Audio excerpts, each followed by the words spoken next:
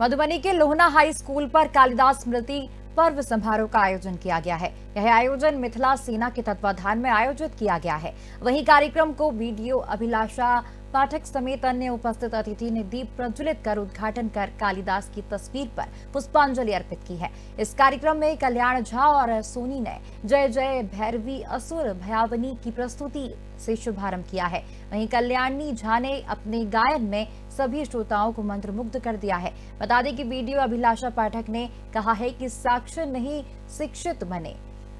साथ ही केदारनाथ झा ने कहा है कि कालिदास के द्वारा मेघदूत उत्तर मेघदूत के तहत लोक भावना और लोक रंजन संदेश दिया गया है। नहीं, अगर आपने छोड़ दिया, जीवन में नहीं उतारा, तो उस विद्या का कोई मूल्य नहीं है। मूल्य तब होगा जो आपने किताब में पढ़ा, आप उसे जीवन में उतारे। अगर मैंने किताब में पढ़ा है कि सभी को बराबरी मिलनी चाहिए, तो आप में से उपस्थित प्रत्येक व्यक्ति मेरे लिए बराबर होना चाहिए। ऐसा कतई नहीं होना चाहिए कि जो आगे खड़ा है वो पहले नंबर पे, जो पीछे है वो आखिरी नंबर पे होगा।